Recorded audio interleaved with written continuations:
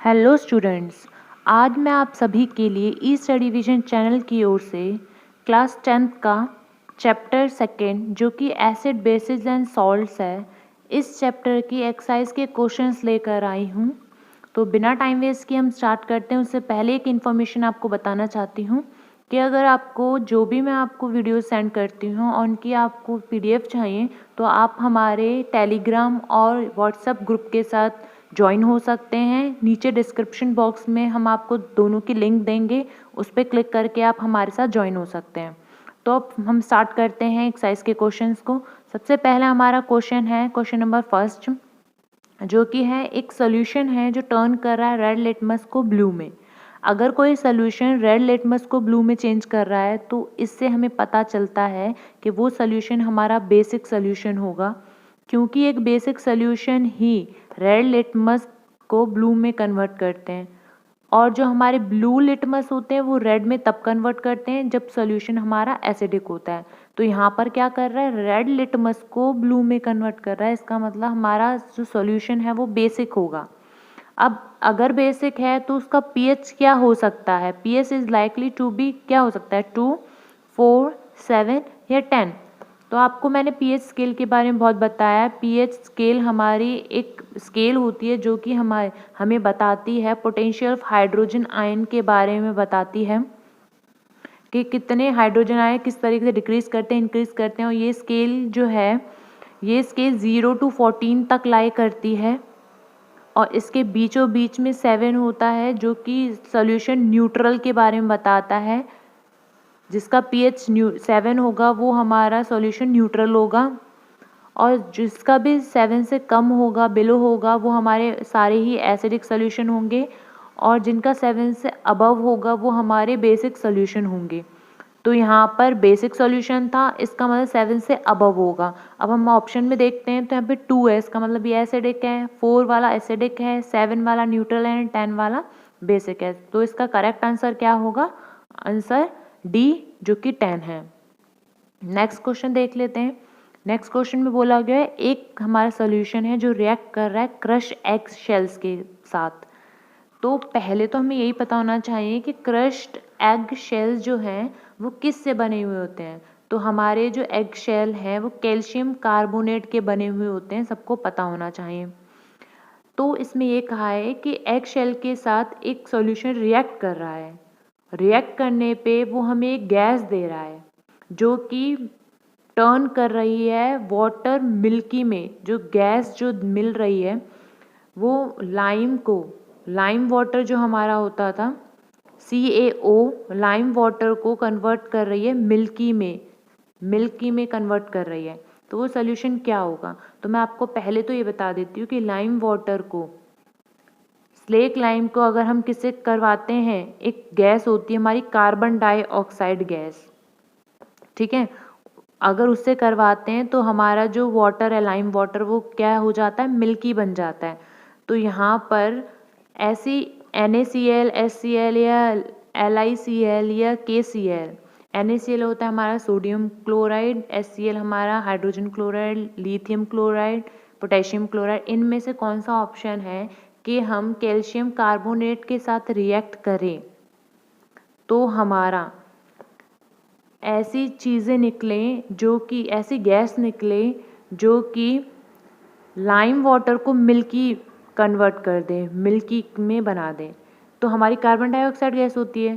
तो जब हम HCl के साथ रिएक्ट करते हैं कैल्शियम कार्बोनेट को तो हमारे जो प्रोडक्ट हैं वो हमारे आते हैं calcium chloride, carbon dioxide and water, ये हमारे प्रोडक्ट आते हैं। तो यहाँ पे हम देख रहे हैं ये कार्बन डाइऑक्साइड, तो इनमें से सिर्फ और सिर्फ हमारा HCl ही है जो हमें कार्बन डाइऑक्साइड देगा जब क्रश्ड एग शेल के साथ वो रिएक्ट होगा। इसीलिए इसका ऑप्शन क्या हो जाएगा हमारा, हाइड्रोक्लोरिक एसिड HCl। ठीक है, ये रिएक्शन इंपॉर्टेंट है, यहीं पर आप याद कर लेना इसको और इसको बैलेंस करके करना। मैंने बैलेंस नहीं की थी। अब यहाँ पे देखिए, यहाँ पे अगर फिर से मैं बता दूँ तो जो एग शेल्स हैं वो कंटेन करता है कैल्शियम कार्बोनेट को। जब वो रिएक्ट करता है HCl के साथ तो वो कार्बन डाइऑक्साइड गैस को रिलीज करता है। जो कि कार्बन डाइऑक्साइड लाइम वाटर को मिल्की में कन्वर्ट करती है और इसकी रिएक्शन होती है कैल्शियम कार्बोनेट HCl के साथ मिलेगा तो calcium chloride water and carbon dioxide gas मिलेगी। यहाँ पे हम देखें कैल्शियम हमारा 1 है RHS में, यहाँ LHS में भी कैल्शियम 1 है, यहाँ क्लोरीन 2 है, पर यहाँ LHS में हमारा क्लोरीन 1 है तो उसको 2 बनाना पड़ेगा, मॉलिक्यूल में 2 से मल्टीप्लाई करना पड़ेगा, 2 HCl हो जाएंगे।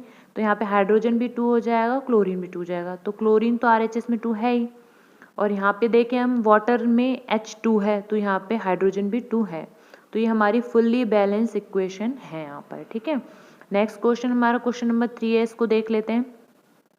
इसमें बोल रहा है 10 ml सोल्यूशन है हमारा NaOH का, ये फाउंड हो रहा है टू बी कम्प्लीटली न्यूट्रलाइज हो रहा है जब 8 ml सोल्यूशन जो है HCl का इसमें डाला जा रहा है तो वो न्यूट्रल हो रहा है NaCl। 10 NaCl जो है हमारा NaOH जो है सोडियम हाइड्रोक्साइड जो है हमारा, अगर हम 10 सोडियम हाइड्रोक्साइड जो है 8 ml ऑफ हाइड्रोक्लोरिक एसिड के साथ डाल रहे हैं तो ये न्यूट्रल हो रहा है पूरा हमारा बेस।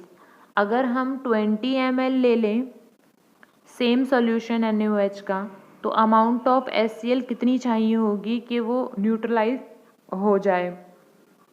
तो देखिए इसको किस तरीके से क्वेश्चन को करना है। यहाँ पे हमारा 16 जो है ml चाहिए होगी, यहाँ पे जस्ट हमें क्या चाहिए होगी, जस्ट डबल चाहिए होगी। देखिए क्वेश्चन में क्या बोला गया है, NaOH पहले कितना था 10 और फिर बाद में कितना हुआ 20, तो पहले जब हमारा HCl 8 ml यूज़ हो रहा था तो जब डबल हो गया जस्ट हमारा NaOH तो हमारा HCl भी कितना होना चाहिए न्यूट्रलाइज करने के लिए, जस्ट डबल हो जाना चाहिए, मीन्स 8 का डबल, 8 2 जा 16, तो हमारा इसका आंसर क्या हो जाएगा 16 ml होना चाहिए।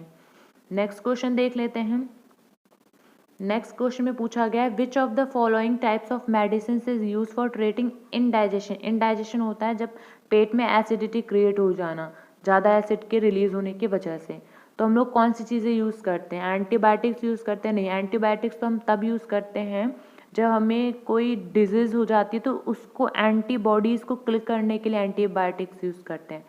एनाल्जेसिक्स भी नहीं यूज़ करते। एंटासिड जो होते हैं वो यूज़ करते हैं हम जब हम लोगों को इनडाइजेशन, जो हमारे पेट में एसिड क्रिएट हो गया है उसको सॉल्व करने के लिए, उसको न्यूट्रलाइज करने के लिए हमें एंटासिड यूज़ करना होता है। ठीक है, तो इसका आंसर हो जाएगा एंटासिड। इसकी एक्सप्लेनेशन इस तरीके से देंगे हम कि indigestion is due to excess production of acid. Excess production होता है स्टमक में एसिड का, इसकी वजह से इनडाइजेशन क्रिएट होता है। तो जो मेडिसिन होती है यूज़ होती है इनडाइजेशन को सही करने के लिए, ट्रीट करने के लिए, उसको हम बोलते हैं एंटासिड्स। ठीक है, अब नेक्स्ट क्वेश्चन देख लेते हैं हम। क्वेश्चन नंबर 5 है एक्सरसाइज का। इसमें बोला है हमें वर्ड इक्वेशन लिखनी है और उनको बैलेंस भी करना है रिएक्शन को। तो सबसे पहली है हमारी, वो है हमारी dilute sulphuric acid. Sulphuric acid का फॉर्मूला होता है H2SO4। H2SO4 को हम रिएक्ट करवा रहे हैं जिंक ग्रैन्यूल से, मीन्स Zn से रिएक्ट करवा रहे हैं हम किसको, H2SO4 को। तो यहाँ पर क्या होगा कि जो जिंक है वो हाइड्रोजन से हाईली रिएक्टिव है, तो वो क्या करेगा, हाइड्रोजन को यहाँ से हटा देगा और सल्फेट के साथ मिल जाएगा, मीन्स जिंक सल्फेट और हाइड्रोजन प्रोडक्ट निकल के आएंगे। यहाँ पे डिस्प्लेसमेंट रिएक्शन है। यहाँ पे अगर हम देखें तो जिंक हमारा 1 है LHS में और RHS में भी जिंक हमारा 1 है। LHS में हाइड्रोजन हमारे 2 हैं, RHS में भी हाइड्रोजन हमारे 2 हैं। LHS में हमारे सल्फर 1 है और RHS में भी हमारे सल्फर 1 है। ऑक्सीजन हमारे 4 हैं और RHS में भी हमारे ऑक्सीजन 4 हैं, तो इसका मतलब फुल्ली बैलेंस भी है हमारी इक्वेशन। अब मैंने आपको यहाँ पे लिख के तो दिखाया, बट मे बी किसी को नहीं समझ में आया हो, तो इसीलिए मैं आपको यहाँ पे वर्ड इक्वेशन दिखाती हूँ।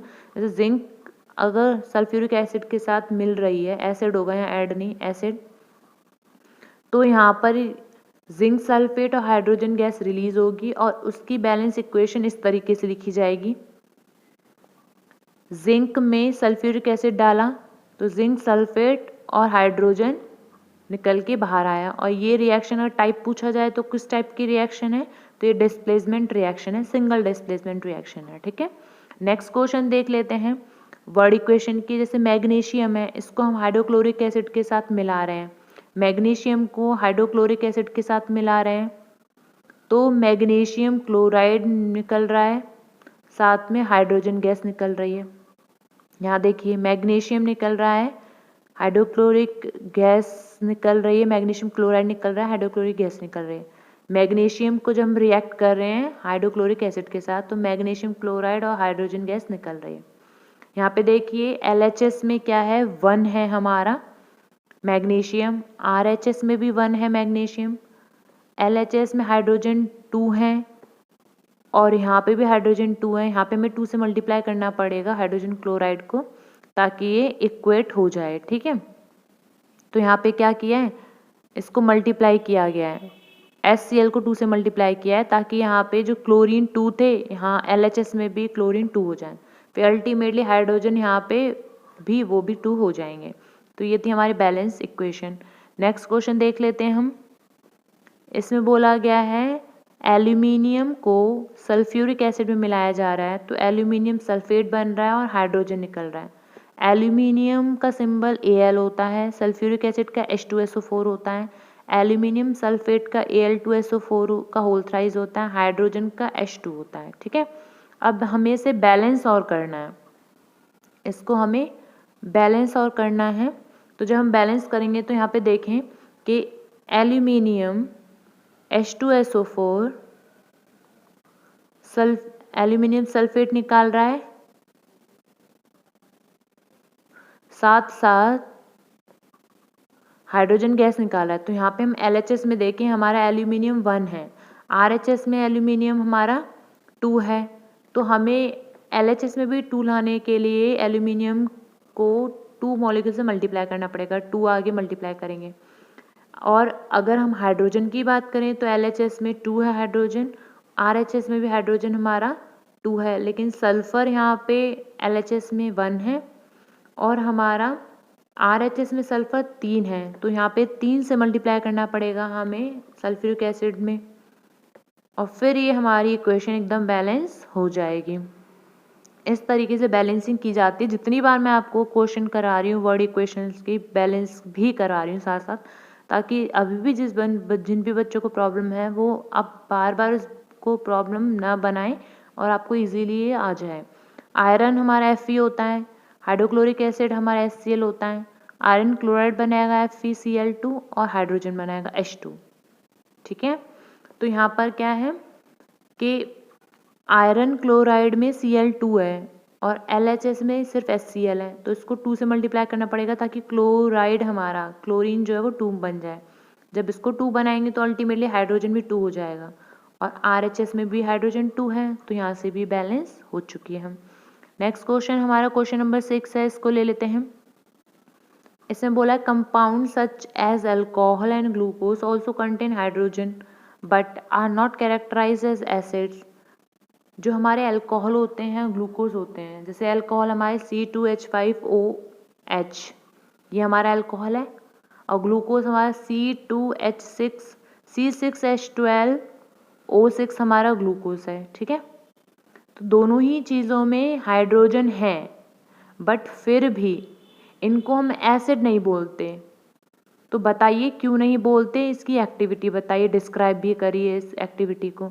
तो इसको मैं यहाँ पे आपको बताऊँ तो यहाँ पे होता क्या एक्चुअली में कि जो हमारे अल्कोहल और ग्लूकोज जैसे सब्सटेंस हैं, कंपाउंड्स हैं, ये हमारे हाइड्रोजन कंटेन तो करते हैं बट ये आयोनाइज नहीं हो पाते, टूट नहीं पाते, इनके आयन्स जो हैं टूट नहीं पाते सॉल्यूशन में। और जब तक आयोनाइज नहीं होंगे वो तब तक वो हाइड्रोजन आयन को अलग से प्रोड्यूस नहीं करेंगे। और जब तक किसी भी सॉल्यूशन में हाइड्रोजन आयन अलग से प्रोड्यूस नहीं होता है, जब उसमें इलेक्ट्रिक करंट पास ऑन किया जाता है, तब तक वो इलेक्ट्रिसिटी शो करते ही नहीं है, मीन्स उनमें फ्री इलेक्ट्रॉन्स होते ही नहीं है ना, इलेक्ट्रिसिटी शो नहीं करते। तो ये जो हमारे ग्लूकोज और अल्कोहल होते हैं इनको हम एसिड की कैरेक्टर में नहीं बोलते हैं। ठीक है, तो हम इसका अगर डिस्क्राइब करें कोई एक्टिविटी तो हम इस तरीके से बोल सकते हैं, हम एक सॉल्यूशन ले लें अल्कोहल और ग्लूकोज का, फिर 2 नेल्स को कॉर्क में फिट कर लें।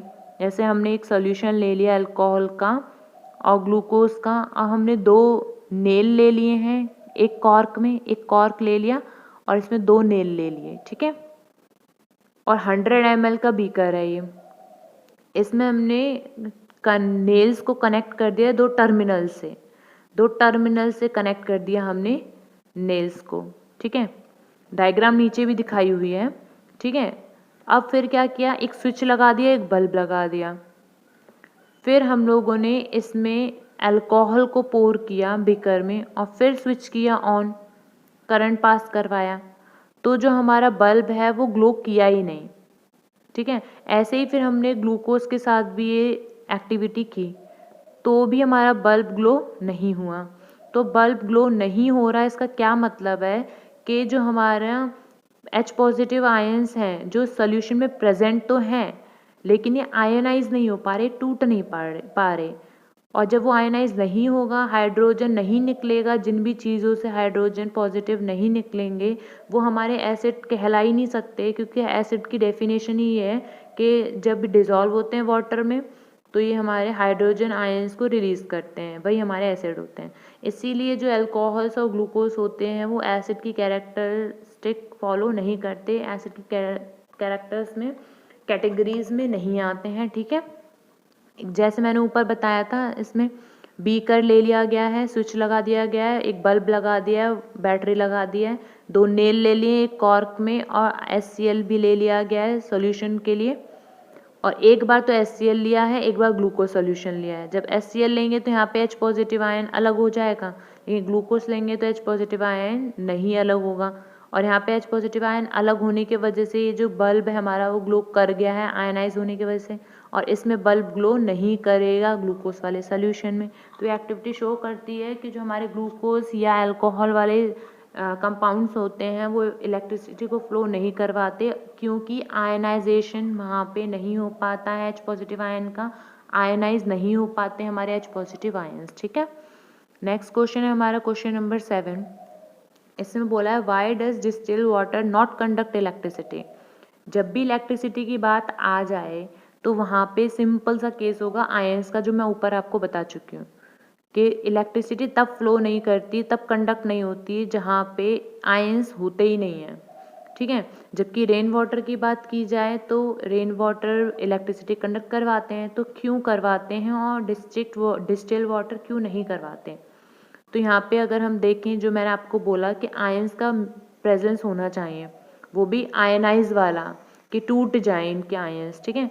तो यही इसका एक्सप्लेनेशन हो जाएगा कि distil water can not conduct electricity इसलिए नहीं कर पाते क्योंकि it does not contain ions, वो आयंस को कंटेन नहीं करते। जबकि जो हमारा रेन वाटर होता है वो इलेक्ट्रिसिटी को कंडक्ट करता है, क्योंकि वो कंटेन करते हैं आयंस को, क्योंकि उनके अंदर सॉल्ट प्रेजेंट होते हैं। जैसे NaCl है, Na+Cl नेगेटिव में टूटता है ये, इस तरीके से सॉल्ट कंटेन होते हैं। और इन्हीं सॉल्ट की वजह से जो हमारा रेन वाटर होता है वो इलेक्ट्रिसिटी कंडक्ट करता है, क्योंकि वो आयनाइज हो जाता है। अगर नेक्स्ट क्वेश्चन लें हम, तो इसमें बोला है why does N acid show any acidic behaviour. Acid acidic behaviour को शो करते हैं in the absence of water, ठीक है। तो जो एसिड हमारे एसिडिक बिहेवियर हैं एसिड से, वो इसीलिए शो करते हैं because of the presence of hydrogen ion, जिनमें भी हाइड्रोजन आयन प्रेजेंट हैं वो एसिडिक कैरेक्टर को शो करेंगे। जो हमारे हाइड्रोजन आयन्स हैं can only B produce in the presence of water, जब उसमें वाटर प्रेजेंस होगा, यहाँ पे प्रेजेंस होगा। Why does N acid not show acidic character. Question में थोड़ा मैंने,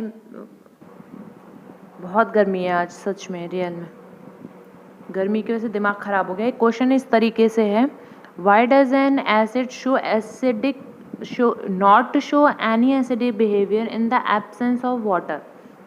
क्यों कोई भी एसिड एसिडिक बिहेवियर को शो नहीं करता अगर वहाँ पे वाटर प्रेजेंट नहीं है। तो अगर वाटर एब्सेंट है तो वहाँ पे जो एसिड है कोई भी वो एसिडिक बिहेवियर शो नहीं करेगा, क्योंकि वाटर की प्रेजेंस में ही जो हाइड्रोजन आयंस होते हैं वो प्रोड्यूस हो पाते हैं, आयनाइज जो है वो अलग से प्रोड्यूस हो पाते हैं ये आयंस। इसीलिए जब भी H पॉजिटिव आयन जहाँ पे भी प्रेजेंट होंगे इनको आयनाइज होना भी ज़रूरी है, इनको प्रोड्यूस होना भी ज़रूरी है, जो कि सिर्फ और सिर्फ वाटर की ही प्रेजेंस में प्रोड्यूस होते हैं।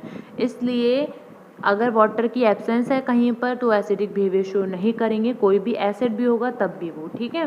तो इस तरीके से इसकी एक्सप्लेनेशन आप कर सकते हैं कि जो एसिडिक बिहेवियर है फ्रॉम एसिड वो इस वजह से है क्योंकि उनमें हाइड्रोजन आयंस होते हैं, और जो हाइड्रोजन आयन है सिर्फ और सिर्फ तभी प्रोड्यूस हो सकते हैं जब वाटर प्रेजेंस हो वहाँ पर, और इसी वजह से जो वाटर है वो डेफिनेटली चाहिए ही होता है एसिड को शो करने के लिए उनके एसिडिक बिहेवियर को, ठीक है। तो इस तरीके से आप इंग्लिश में इसको एक्सप्रेस कर सकते हैं। क्वेश्चन नंबर 9 ले लेते हैं हम। यहाँ तक आप मेरे साथ आए हुए हैं, बने हुए हैं, तो बहुत बहुत आपको धन्यवाद। और हमारे चैनल को लाइक कीजिए, आपको मेरी एक्सप्लेनेशन अच्छी लग रही है तो ज़रूर अपने फ्रेंड्स के साथ भी आप शेयर कीजिए, और जो इस चैनल पे नए आए हैं वो हमारे चैनल को सब्सक्राइब करना ना भूलें और बेल आइकन को ज़रूर दबाएं ताकि आगे की जितनी भी न्यू वीडियोज़ हैं आपको नोटिफिकेशन उसकी मिलती रहे, ठीक है। नेक्स्ट क्वेश्चन 9 है हमारा, जो कि कह रहा है कि हमारे पास सॉल्यूशन दिए हुए ABCDE नाम के, और इनको हमने टेस्ट किया यूनिवर्सल इंडिकेटर के साथ, और यहाँ पे इनकी जो pH है वो 4, 1, 11, 7, 9 शो हो रही है।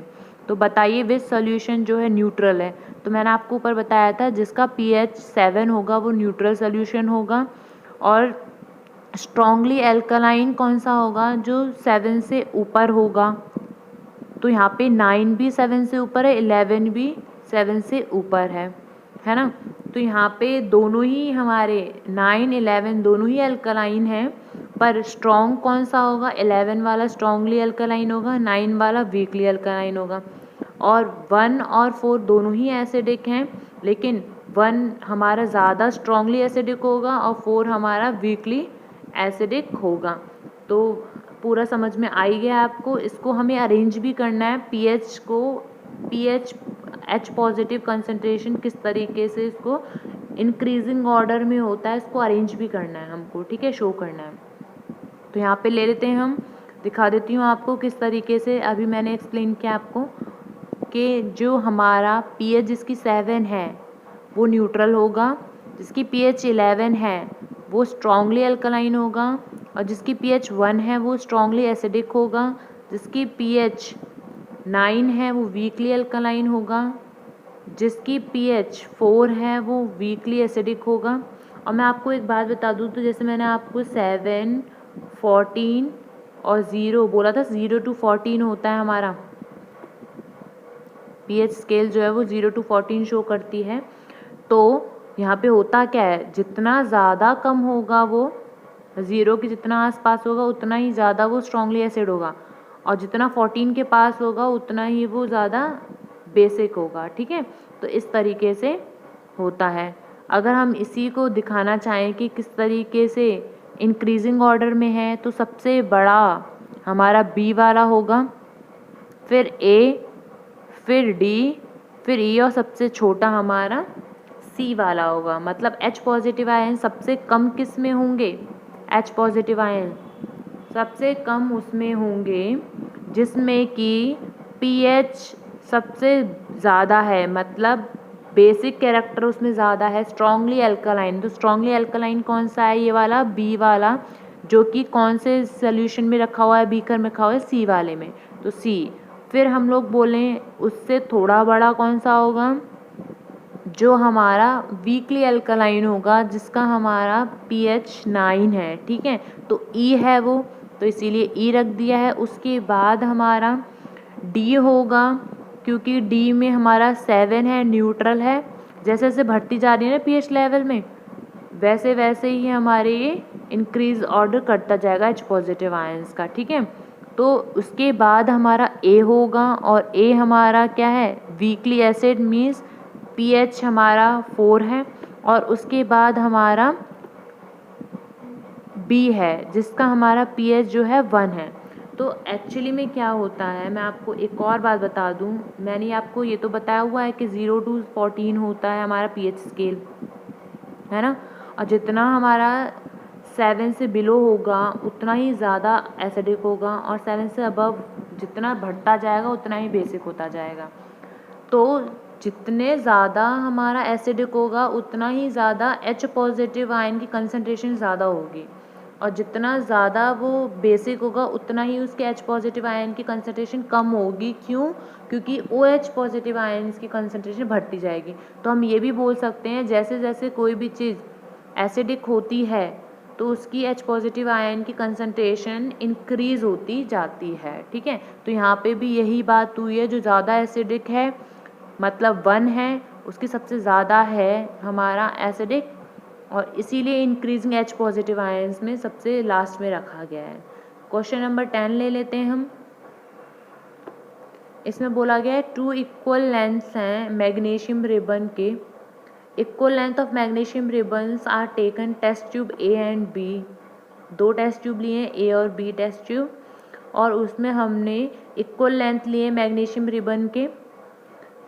फिर हाइड्रोक्लोरिक एसिड है हमारा HCl, उसको ऐड किया टेस्ट ट्यूब A में विद एसिडिक एसिड के साथ, जिसका फॉर्मूला था CH3COOH। इसको ऐड किया है B में। तो इसमें ये पूछा है किस केस में जो फिजिंग अकर होगी ज़्यादा और क्यों होगी। तो हम अगर देखें इस क्वेश्चन में क्या होता है कि जो HCl है हमारा वो स्ट्रॉन्ग एसिड है, ठीक है, जबकि एसिडिक एसिड है वो हमारा वीक एसिड है। तो जो फिजिंग होती है वो इस वजह से होती है क्योंकि हमारे में एक हाइड्रोजन गैस होती है, जब रिएक्शन करवाते हैं इनके बीच में तो हाइड्रोजन गैस रिलीज होती है। इस हाइड्रोजन गैस की वजह से फिजिंग साउंड अकर होती है उसमें, ठीक है। तो इसी के प्रोडक्शन की वजह से हाइड्रोजन गैस की जो रिएक्शन है एसिड की और मैग्नीशियम रिबन की वो होती है। और जो हमारा HCl होता है वो बहुत ज़्यादा स्ट्रॉन्ग एसिड होता है, इसीलिए यहाँ पे ज़्यादा लिबरेशन होती है हाइड्रोजन गैस की, ठीक है, फ्रॉम टेस्ट ट्यूब A से, और इसीलिए मोर फिजिंग जो है वो किस में होगी, टेस्ट ट्यूब A में ही पाई जाएगी। जो ज़्यादा एसिडिक है उसमें ज़्यादा हाइड्रोजन गैस निकलेगी, और ज़्यादा हाइड्रोजन गैस निकलेगी तो फिजिंग भी ज़्यादा ही टेक प्लेस करेगी। इसीलिए A जो टेस्ट ट्यूब है उसमें हमारा फिजिंग अकर होगी ज़्यादा। और क्यों होगी? क्योंकि H पॉजिटिव आयन मतलब हाइड्रोजन गैस जो है वो रिलीज़ होगी हमारे HCl में ज़्यादा, इसलिए। नेक्स्ट क्वेश्चन देख लेते हैं। नेक्स्ट क्वेश्चन बोला गया फ्रेश मिल्क है जिसका pH है 6। How do you think the pH will change as it turns into curd. जब 6 है, फ्रेश मिल्क है, तब तो pH कर्ड बन जाएगी, तो उसके pH में क्या डिफरेंस आएगा, एक्सप्लेन करना है। कर्ड बन गई तो कर्ड कैसी होती है, थोड़ी खट्टी होती है ना। कर्ड कैसी होती है, सोर, और सोर की कैटेगरी में क्या जाते हैं, एसिड। तो इसका मतलब जब वो कर्ड में चेंज हो जाते हैं तो इसका जो pH लेवल है 6 से डाउन हो जाएगा, रिड्यूस हो जाएगा, और उसका जो कैरेक्टर है, नेचर है, वो एसिडिक बन जाएगा। और जो एसिड है उसका जो pH लेवल भी है 6 से और डिक्रीज हो जाएगा, ठीक है।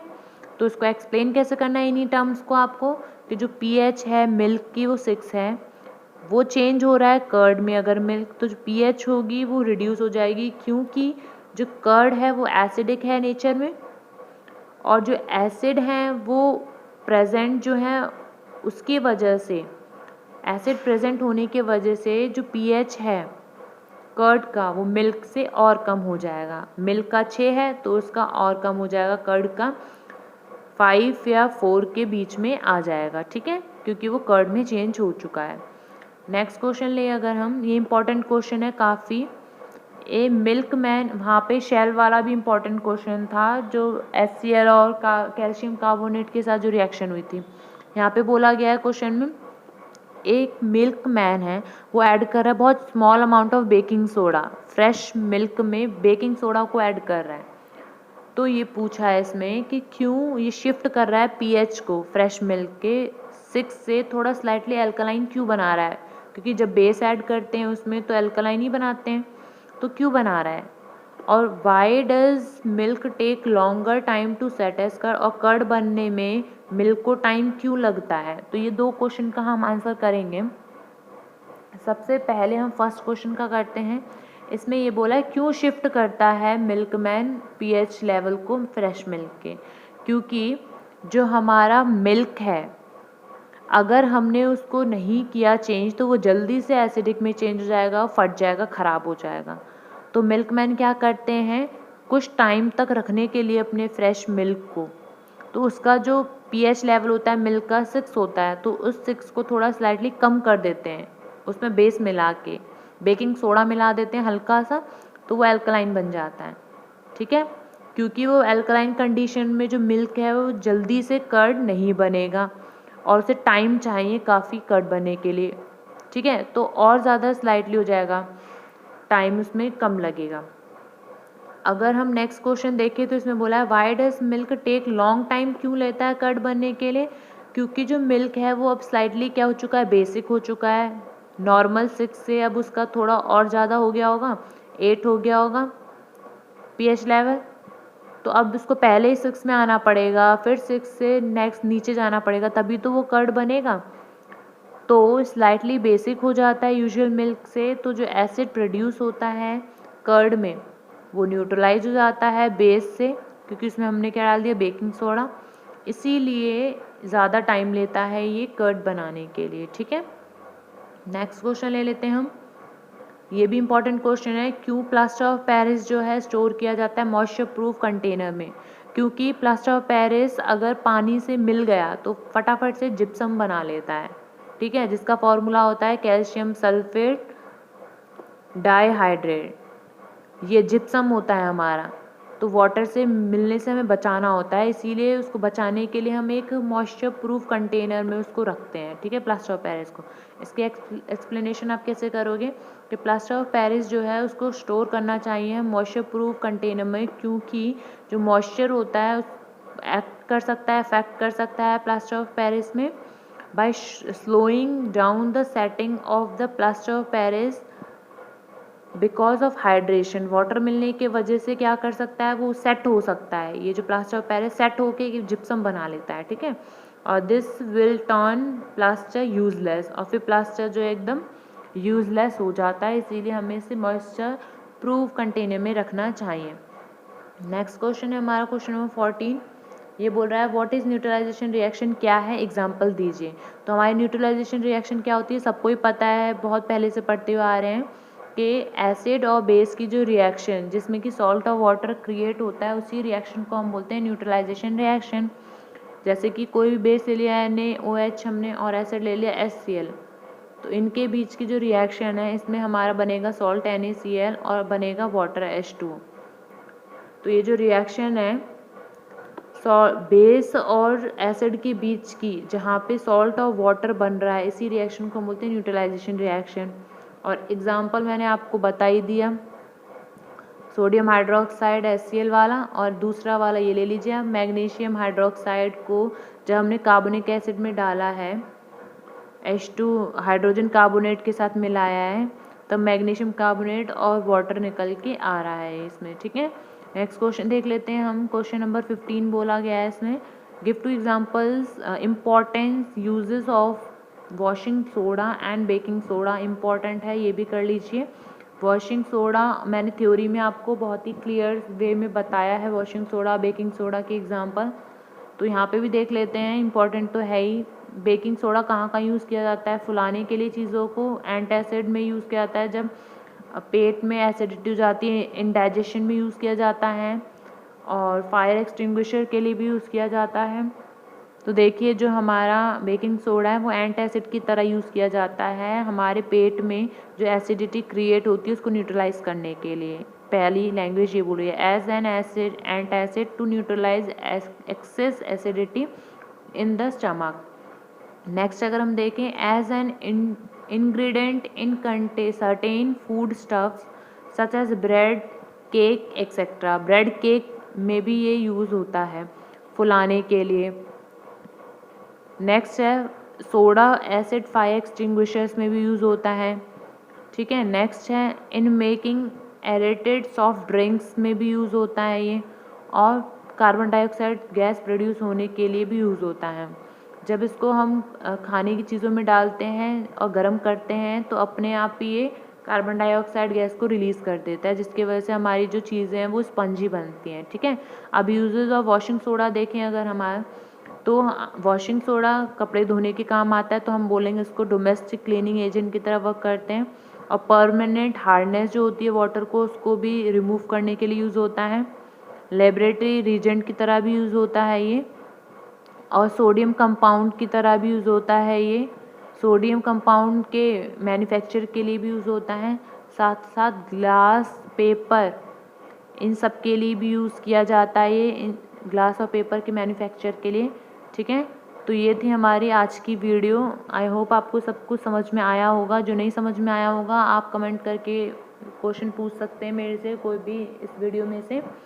तो thank you for watching this video.